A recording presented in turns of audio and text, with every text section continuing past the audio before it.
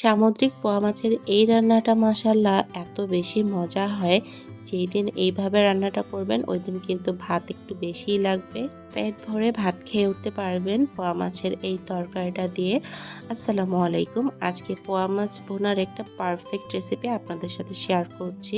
আশা করছি রেসিপিটা আপনাদের কাছে ভালো লাগবে, তাই শেষ পর্যন্ত দেখার অনুরোধ রইল। রান্নার জন্য আজকে বড় সাইজের 2টা পোয়া মাছ নিয়েছি। বড় সাইজের সামুদ্রিক এই পোয়া মাছ খেতে কিন্তু ভীষণ ভালো লাগে। মাছগুলোকে কেটে ধুয়ে খুব পরিষ্কার করে রেডি করে নিয়েছি। আমি মাছগুলোকে ঠিক এই সাইজের করে কেটে নিয়েছি। আজকে পোয়া মাছগুলোকে ভেজে রান্না করব, তাই ভেজে নেওয়ার আগে এখানে আমি পরিমাণ মতো লবণ, হলুদ আর একটু মরিচের গুঁড়ো দিয়ে মাছগুলোকে ভালো করে মেখে নেব। মাছ ভাজাতে মরিচের গুঁড়ো দিলে কিন্তু স্বাদটা খুবই ভালো আসে, তাই সবসময় আমি মরিচের গুঁড়া ব্যবহার করি।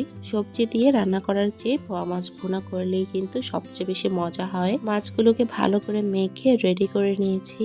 চুলায় প্যান বসিয়ে দিয়ে দিচ্ছি 1 টেবিল চামচ সয়াবিন তেল। তেলটা গরম করে এখন একে একে সবগুলো মাছ দিয়ে দিচ্ছি। সামুদ্রিক এই পোয়া মাছগুলো কিন্তু একটু নরম হয়, তাই ভাজার সময় অবশ্যই সাবধানে ভাজতে হবে যেন মাছগুলো ভেঙে না যায়।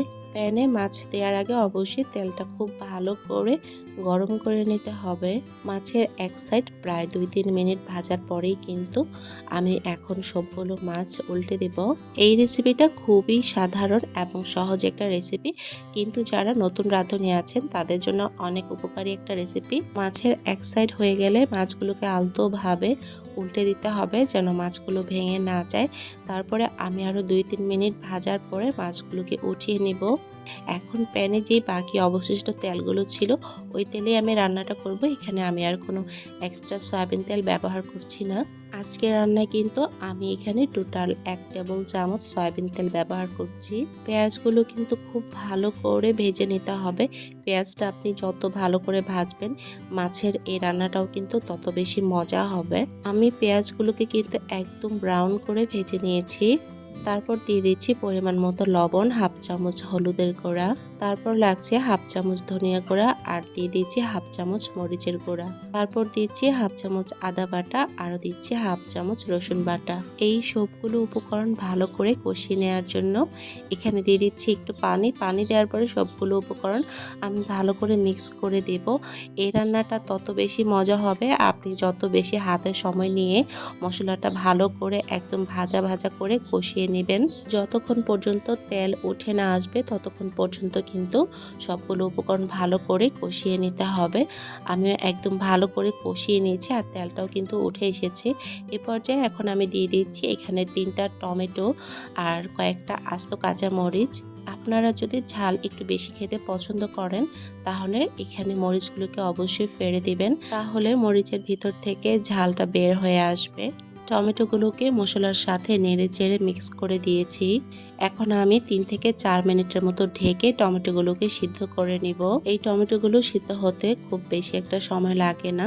3 থেকে 4 মিনিট ঢেকে রান্না করে নিলেই কিন্তু একদম গলে যাবে। দেখতেই পাচ্ছেন টমেটোগুলো কিন্তু একদম গলে গিয়েছে।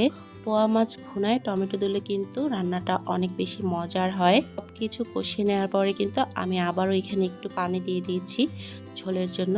এখন এটা ফুটে আসার পরে আমি এক এক করে সবগুলো মাছ দিয়ে দিব। সবগুলো মাছ দেওয়ার পরে আমি আরো 2 মিনিটের মতো ঢেকে রাখবো। যারা এখনো পর্যন্ত আমার ভিডিওটা দেখছেন তাদেরকে অসংখ্য ধন্যবাদ। ভালো লাগলে একটি লাইক করে কমেন্ট করে জানাবেন আজকের এই সামুদ্রিক পোয়া মাছ রান্নাটা আপনাদের কাছে কেমন লেগেছে। যারা তেমন একটা রান্না করতে পারে না আর নতুন রাঁধুনি আছে তাদের সাথে কিন্তু ভিডিওটা শেয়ার করে রাখতে পারেন, তাদের অনেক উপকার হবে। মাশাআল্লাহ রান্নার কালারটা কিন্তু অনেক বেশি লোভনীয় হয়েছে আর আলহামদুলিল্লাহ রান্নাটাও অনেক মজার ছিল। সবাইকে অনেক ধন্যবাদ। সবাই সুস্থ থাকবেন, ভালো থাকবেন। আল্লাহ হাফিজ।